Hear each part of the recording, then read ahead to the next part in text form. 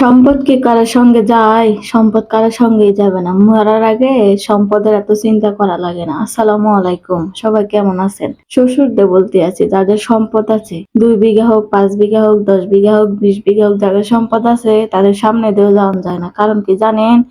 যখন পোলাগো চাকরি বাকরি থাকে না, তারা ভয় করে যে ছেলে পেলে চাকরি নাই, এই বুঝি আমার বাসায় চলে আইবো। আইয়া সম্পত্তি নিয়ে কাড়াকাড়ি করে দিব। তারপরে যখন সেই সময়টা চলে যায়, ছেলে যখন ভালো একটা পজিশনে যায়, ভালো একটা চাকরি পায়, তখন আশা দেখায় যে জায়গা কিনে দিব, বা অমুক কইরা দিব, বা বাড়ি কইরা দিব, বা যে কোনো একটা থাকার ঠিকানা কইরা দিব, সেটা বইলা আশ্বাস দেয়। দিয়ে আর বিপদের কালে হয় যে ছেলের লগে থাকতে হইলে কত কিছু বলা লাগে, সেটা বইলা থাকে। থাকার পরে তার সময় যখন পার হয়ে যায়, যখন দেখে যে ছেলের ইনকাম কম, এখন তো সম্পদ যদি নষ্ট করে দেই, দিয়ে ছেলেরে যদি কিছু কইরা দেই, ভবিষ্যতে যদি আমারে না দেখে, তাইলে সম্পদ যে নষ্ট করবো, সম্পদ তো আমি আর করতে পারবো না।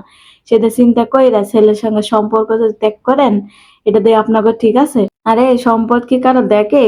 সম্পদ কাউরে দেখে না। আর কখনো হাতি, কখনো মশা।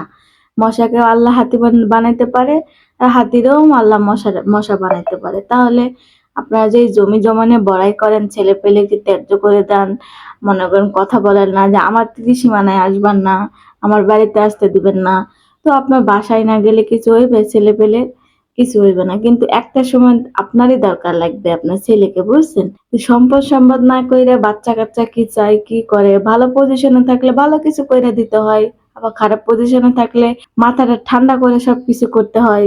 সবসময় যে রাগারাগি করলেই সবকিছু হয়ে যায় এরকমটা না।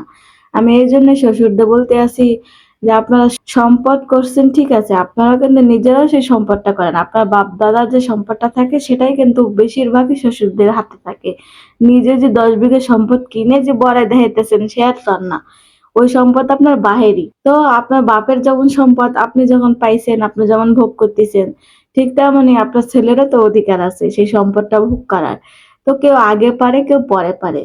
তো চোখ থাকতে অন্ধ হয়ে না থাইকা ছেলেপেলের দিকে দেখতে হয়। ছেলেপেলে কি চায় সেটা বুঝতে হয়। সম্পদ কোনোদিন বাবা মারা দেখে না, সে ছেলেপেলেই দেখে। সম্পদ না থাকলেও ছেলেপেলে দেখতেই হয়। তো মরার চিন্তা তো আল্লাহই করবে। তো আপনাকে চিন্তা করতে হবে আপনার ছেলের।